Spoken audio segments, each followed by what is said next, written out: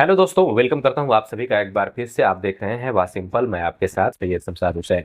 आज के इस वीडियो में हम बात करेंगे इन्वेस्टमेंट के बारे में। अब इन्वेस्टमेंट के बारे में बात करना क्यों जरूरी है, इसको पहले समझते हैं। उसके बाद हम समझेंगे कि आपका जो इन्वेस्टमेंट है वो कहाँ पर ज़्यादा सेफ है, बैंक में, पोस्ट ऑफिस में या फिर स्टॉक मार्केट में। और सबसे ज़्यादा अच्छा खासा रिटर्न जो है वो आपको कहाँ मिलेगा, क्योंकि जब कोई व्यक्ति इन्वेस्टमेंट करता है तो वो ये एक्सपेक्टेशन रखता है कि हमें अच्छा रिटर्न मिले। साथ ही साथ ये भी एक्सपेक्टेशन रखता है कि हमारा जो पैसा है वो बिल्कुल सिक्योर हो और सेफ हो। तो आज के इस वीडियो में आपके सारे डाउट्स जो है वो क्लियर होने वाले हैं। तो स्टेप बाय स्टेप मैं आपको बता रहा हूँ, इस वीडियो के अंत तक आप बने रहिएगा। सबसे पहले हम बात करते हैं सेफ्टी के बारे में। सेफ्टी के बारे में बात करते हैं कि आपका पोस्ट ऑफिस ज़्यादा सेफ है या आपका जो बैंक है वो ज़्यादा सेफ है या फिर जो स्टॉक मार्केट है वो ज़्यादा सेफ है। इसको समझने के लिए थोड़ा सा हम लाइन से हट के बात करते हैं। देखिए, दो तरह के इंसान होते हैं। एक वो इंसान होता है जो जिंदगी में बहुत कुछ अचीवमेंट करना चाहता है, बहुत जल्दी बहुत कुछ हासिल करना चाहता है, तो वो रिस्क भी उतना हाई लेता है। जैसे सपोज हम बहुत जल्द पैसा कमाना चाहते हैं तो हम ज़्यादा रिस्क लेंगे, तभी हमें बहुत जल्द जो है वो पैसा मिलेगा। अगर हम लो रिस्क लेंगे, थोड़ा रिस्क लेते हैं, तो उसमें क्या है कि आपका पैसा जो है वो सेफ तो रहेगा, लेकिन जो आपका रिटर्न है, जो आपको इंटरेस्ट रेट मिलेगा वो बहुत कम मिलेगा। तो ये दो तरह के लोग होते हैं। आप इनमें से कौन से लोग हैं वो नीचे सेक्शन में हमें कमेंट सेक्शन में बताइएगा। तो सेफ्टी के बारे में हम बात कर रहे थे। सबसे पहले सेफ्टी के बारे में बात करें तो देखिए, जैसे आपका अगर मान के चलिए कि कोई बैंक है, ठीक है। जैसे आप मान लीजिए एचडीएफसी हो गया, आपका स्टेट बैंक ऑफ इंडिया हो गया, पंजाब नेशनल बैंक हो गया, यस बैंक हो गया, देना बैंक हो गया, बहुत सारे बैंक है जो कि कुछ एकदम से प्राइवेट है, कुछ सरकारी है, तो कुछ। लेकिन ये जितने भी बैंक हैं ये सारे बैंक को मैनेज कौन करता है? आरबीआई। ठीक है, ये आरबीआई के अंदर में आता है और ये सारे जो बैंक हैं वो सारे बैंकों को आरबीआई मैनेज करता है। यहाँ पर जैसे कुछ सालों पहले आपने सुना होगा कि किसी बैंक का दिवालिया निकल गया, यस बैंक हुआ, या फिर कौन सा एक बैंक था, महाराष्ट्र बैंक था। तो उसमें बहुत सारे लोग जो है कतार में लग रहे थे, लाइन में लग रहे थे, उनका पैसा मिलना बहुत मुश्किल हो रहा था। तो ऐसे में कुछ लोगों ने केस भी दर्ज करा, कुछ लोग सुप्रीम कोर्ट तक भी गए, उनको अपना पैसा वापस पाने के लिए बहुत मुशक्कत करनी पड़ी। लेकिन जो रूल्स ऑफ नियम था, जो रूल्स ऑफ लॉ था, कि जो भी आप बैंकों में पैसा जमा करते हैं उसका जो इंश्योरेंस होता है वो 1 लाख रुपए का था। ठीक है, जो आप मान के चलिए कि 5 लाख रुपए रखे, 10 लाख रुपए रखे, 15 लाख रुपए रखे, लेकिन जो इंश्योरेंस अमाउंट है आपका किसी बैंक का दिवालिया निकल जाने पर वो 1 लाख रुपए दिया जाता था। ठीक है, बाद में उसको बढ़ा करके 1 से 2 लाख रुपया कर दिया गया और अब इसको 5 लाख रुपया कर दिया गया है। यानी सपोज डेट आपने किसी प्राइवेट सेक्टर बैंक में या फिर किसी भी बैंक में आपने रखा है जो आरबीआई के अंतर्गत आते हैं, जिसको मैनेज आरबीआई करती है, तो उस बैंक का अगर दिवालिया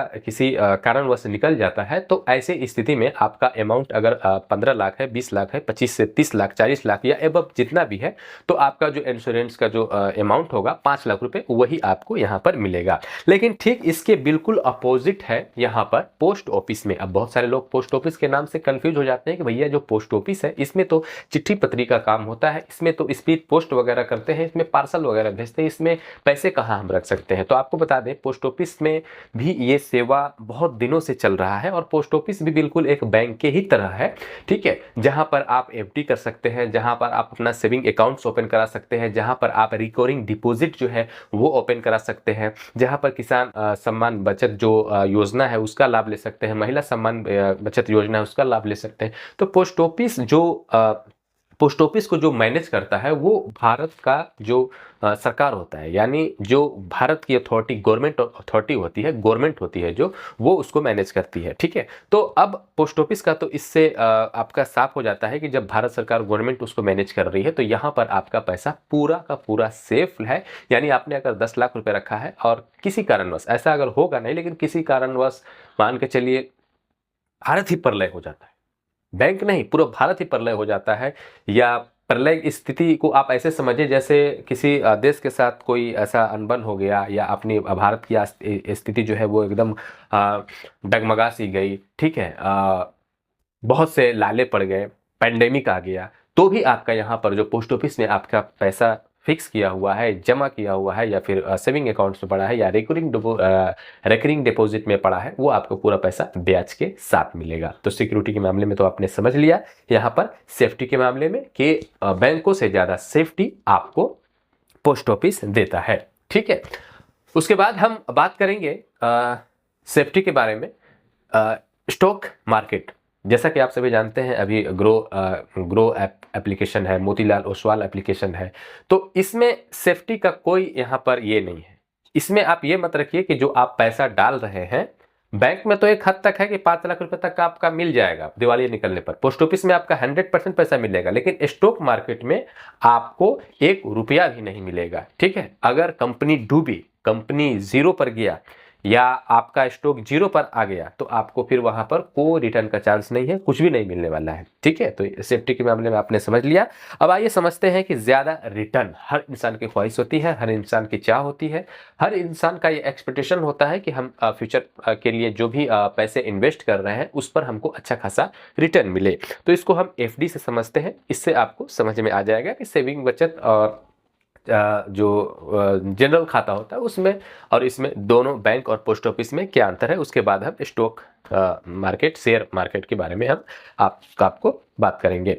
तो अगर हम बात करें यहाँ पर ज़्यादा रिटर्न के बारे में कि हमें बैंक सबसे ज़्यादा देगा या फिर हमें पोस्ट ऑफिस सबसे ज़्यादा देगा, तो बैंक का जो यहाँ पर आज के टाइम पे इंटरेस्ट ऑफ रेट रखा गया है, अगर आप SBI में रखते हैं तो यहाँ पर आपको, ठीक है, 1 मंथ से लेकर 10 साल तक अगर आप कोई फिक्स डिपॉजिट करते हैं तो उसमें आपको 3% से लेकर 7.1% तक यहाँ पर मिलेगा। वहीं सीनियर सिटीजन्स के लिए थोड़ा सा यहाँ पर परसेंटेज बढ़ जाता है, जहाँ पर आपको 3.5% से लेकर के 7.6% तक मिलेगा। बाकी अदर्स बैंक की बात करें तो HDFC में थोड़ा सा आपको ज़्यादा यहाँ पर मिलता है, क्योंकि यहाँ पर फैसिलिटी ज़्यादा है। आपका इंटरेस्ट रेट यहाँ पर बहुत सारे अकाउंट्स हैं जिसमें मैनेज करके रखना होता है, 2 से 3 हज़ार या फिर 5 हज़ार रुपये हर मंथ आपको मैनेज करके रखना होता है। तो यहाँ पर थोड़ा सा फैसिलिटी आपको ज़्यादा मिलने के कारण और बैंक ज़्यादा ही प्राइवेट होने के कारण यहाँ पर आपको जो इंटरेस्ट रेट है वो 7.75% का यहाँ पर आपको इंटरेस्ट रेट देखने को मिलता है। वही सीनियर सिटीजन के लिए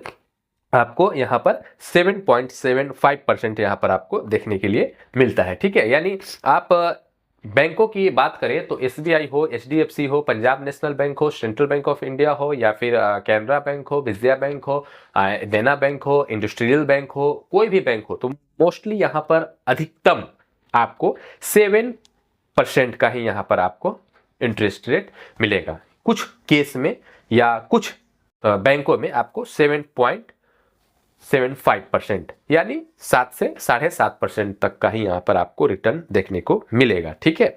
वही अगर हम पोस्ट ऑफिस की बात करें तो पोस्ट ऑफिस में आपको 5 साल के FD पर, जैसा कि आप सभी जानते हैं, यहाँ पर पोस्ट ऑफिस में 1 ईयर्स, 2 ईयर्स, 3 ईयर्स और 5 ईयर्स का यहाँ पर जो डिपॉजिट है वो किया जाता है। तो यहाँ पर 1 ईयर्स में ही आपको इंटरेस्ट रेट जो मिलेगा वो 6.8% का मिलेगा। 2 ईयर्स के लिए अगर आप रखते हैं तो 6.9% का आपको इंटरेस्ट रेट मिलेगा। 3 ईयर्स के लिए आप अगर रखते हैं तो यहाँ पर आप 3 ईयर्स में ही 7% का आप इंटरेस्ट रेट पा सकते हैं। 5 ईयर्स के लिए रखते हैं तो 7.5% यानी 7.5% का यहाँ पर आपको जो इंटरेस्ट है वो मिलेगा। तो सेफ्टी के बारे में आपने जान लिया कि बैंक में ज़्यादा पैसा सेफ है या फिर आपका पोस्ट ऑफिस में। आपने इंटरेस्ट के बारे में जान लिया। अगर मोटा मोटी बात करें इंटरेस्ट रेट की तो बैंक से थोड़ा ज़्यादा आपको यहाँ पर, मैं जहाँ तक अपने अनुभव से देखा हूँ तो थोड़ा ज़्यादा आपको यहाँ पर पोस्ट ऑफिस में मिलेगा। लेकिन एक चीज़ इसमें आपको मिलती है, फुल सिक्योरिटी और फुल सिक्योर, ठीक है। आपका पैसा जो है बिल्कुल सेफ रहेगा, कहीं भी कोई दिक्कत वाली बात यहाँ पर नहीं होगी। अब फैसिलिटी की बात करें तो एज ए कंपैरिजन आप अगर बैंक से पोस्ट ऑफिस को कंपेयर करोगे तो बैंक आपको ज़्यादा फैसिलिटी, ज़्यादा सुविधा देगी। अब सुविधा में क्या होगा, जैसे ऑनलाइन रिकरिंग डिपॉजिट का आप ओपन करना, ऑनलाइन रिकरिंग डिपॉजिट में पैसे जमा करना। हालांकि धीरे धीरे पोस्ट ऑफिस भी इसको पीछे करने की कोशिश में लगा हुआ है। आप पोस्ट ऑफिस का जो जनरल सेविंग अकाउंट होता है उसको ओपन करवाएंगे, या आरडी या फिर आरडी सुकन्या समृद्धि योजना, आरडी या फिक्स डिपॉजिट जो भी करना चाहते हैं उसको भी आप post office online net banking के थ्रू आप घर बैठे आसानी के साथ कर सकते हैं। आपको पोस्ट ऑफिस जाने की, विजिट करने की जरूरत नहीं है। उस पैसे को भी आप, जैसे रिकरिंग डिपॉजिट आप ओपन कर लिए तो रिकरिंग डिपॉजिट को भी आप घर बैठे जमा कर सकते हैं। सुकन्या समृद्धि योजना हो या फिर आपका जो किसी भी तरह का उसमें योजना हो, ठीक है, तो उस योजना के लिए आप ऑनलाइन घर बैठे इंडिया पोस्ट पेमेंट बैंक के माध्यम से या फिर खुद पोस्ट ऑफिस के नेट बैंकिंग के माध्यम से उसमें आप पेमेंट कर सकते हो। बहुत सारे फैसिलिटी है, लेकिन सिक्योरिटी के मामले में अभी मैं बता रहा हूं कि आपको पोस्ट ऑफिस ज्यादा सिक्योर मिलेगा, क्योंकि वहां पर आप नेट बैंकिंग भी ओपन करोगे तो कई बार ओटीपी, कई बार आपसे पासवर्ड, तब जाकर के वो ओपन होगा और उसमें भी बहुत सारे प्रक्रिया है, तब जाकर के आप कर पाओगे। तो एक सूझबूझ वाला व्यक्ति ही पोस्ट ऑफिस में ऑनलाइन के माध्यम से काम कर सकता है, अन्यथा वो जाकर के अपना पोस्ट ऑफिस में ऑफलाइन के माध्यम से ही ओपन कराए। एज ए कंपेरिजन अगर मैं बात करूं, ज्यादा फैसिलिटी और ऑनलाइन सिस्टम जो सबसे ज़्यादा मुझे प्रोवाइड कराता है तो वो बैंक कराता है, लेकिन सेफ्टी के मामले में पोस्ट ऑफिस है। तो दोनों आपने समझ लिया कि आप अपने सुविधा अकॉर्डिंग देखिए कि आपका पोस्ट ऑफिस नज़दीक है, बैंक नज़दीक है, आप किस माध्यम से, किस तरीके से पैसा जमा करना चाहते हैं, तो वो आप अपने अकॉर्डिंग आप जो चयन करिए और उसके बाद आप अपना खाता ओपन करवाइए, या फिर फिक्स डिपॉजिट करवाइए, आरडी रिकरिंग डिपॉजिट करवाइए, या फिर उसमें अकाउंट खोलवाइए। ठीक है, तो ये कोई स्पॉन्सर वीडियो नहीं है, ये मैंने अपने पर्सनल एक्सपीरियंस के आधार पर बताया। अब बात करते हैं ये दोनों को हटाकर स्टॉक मार्केट यानी शेयर मार्केट के बारे में। शेयर मार्केट देखिए, शेयर मार्केट में आपको इंटरेस्ट रेट का यहाँ पर कोई भी आंकड़ा नहीं है कि आपको 7% ही मिलेगा, आपको 6% ही मिलेगा। कई कभार अभी आप यहाँ पर एक स्क्रीनशॉट देख पा रहे होंगे, ये 7% की तो बात दूर की हुई, यहां पर 7,000%, 15%, 20%, 30%, 45%, 100%, 101%, 150%, कभी कभी आपको एक ईयर्स में ही देखने को मिल जाएगा। लेकिन हाई रिस्क ही है यहाँ पर। जिनको स्टॉक मार्केट, शेयर मार्केट के बारे में नॉलेज है वो लगाएं, और कई कभार ऐसा भी होता है कि आपके पास बहुत सारा नॉलेज है लेकिन फिर भी आप मार खा जाते हो, क्योंकि शेयर मार्केट को हर बंदे को समझना बस की बात नहीं है। लेकिन फिर भी इंस्टेंट आप अमीर या फिर भिखारी बनना चाहते हैं तो आप शेयर मार्केट में कूद सकते हैं, इसमें भी अच्छा खासा रिटर्न है।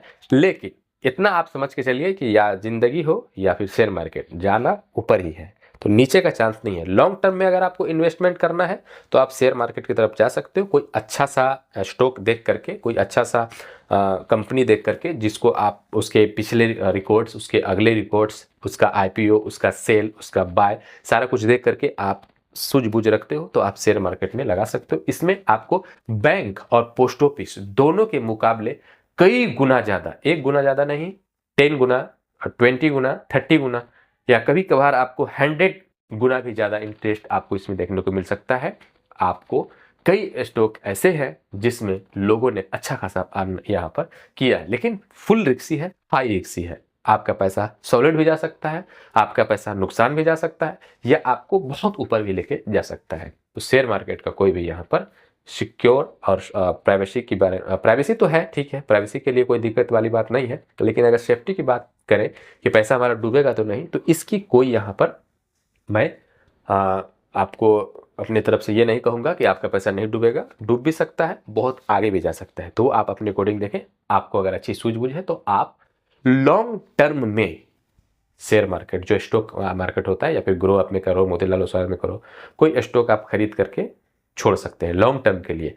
बाकी इंट्राडे कभी भूल कर भी मत कीजिएगा। अगर आपके पास 1 नंबर का पैसा है तो इंट्राडे ना कीजिएगा। अगर आपके पास बहुत सारा पैसा आते जाता है और आपको लगता है कि 2000, 4000, 5000 अगर चला भी जाए डे का, 1 डे का, तो कोई मुश्किल नहीं है, तो फिर आप इंट्राडे कर सकते हो, जो कि डेली ट्रेडिंग होता है, ठीक है।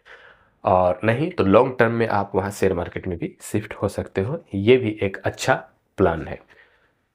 कुछ भी करिए लेकिन जिंदगी में एसेट्स पर काम जरूर करिए, क्योंकि आपका जीवन जो है वो बहुत दिनों तक नहीं चलने वाला, और अब जो काम करने का जो समय होता है वो एक सीमा, एक टाइम तक होता है, उस टाइम के बाद आप काम करने योग्य नहीं रहोगे।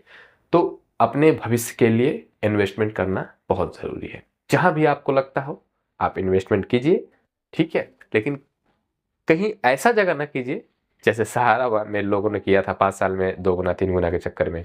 कई ऐसे प्राइवेट सेक्टर कंपनियां आती हैं जो बोलती हैं कि भाई 2 साल में हम आपको डबल दे देंगे। तो कोई ऐसा जगह ना कीजिए कि जो आपका पैसा है वो भी डूब जाए, बल्कि उससे अच्छा है कि आप अगर उस प्राइवेट में अपना इन्वेस्टमेंट कर रहे हो ना, तो उससे अच्छा है कि आप फिर शेयर मार्केट में कोई स्टॉक खरीद करके भूल जाइए 2 साल, 3 साल, 4 साल के लिए। आपको बहुत अच्छा खासा रिटर्न देगा, ठीक है? नहीं तो फिर मैंने आपको बैंक और पोस्ट ऑफिस दोनों के बारे में बता ही दिया। आप जो अपना राय है वो नीचे कमेंट सेक्शन में हमें ज़रूर बताएँगे। कहाँ आप इन्वेस्टमेंट करने वाले हो? क्या आप इन्वेस्ट करते हैं या फिर नहीं? वो भी हमें कमेंट सेक्शन में ज़रूर बताइएगा। मिलते हैं ऐसे ही एक और वीडियो, नई जानकारी, नए टॉपिक के साथ। किसी भी तरह का सुझाव या कुछ पूछना चाहते हैं तो इसी कमेंट सेक्शन के माध्यम से आप हमसे पूछ सकते हैं। आप हमारे साथ इंस्टाग्राम, फेसबुक में भी जुड़ सकते हैं। @वासिम पर लिखेंगे, आपको हम कहीं भी मिल जाएँगे। बहुत-बहुत धन्यवाद, शुक्रिया।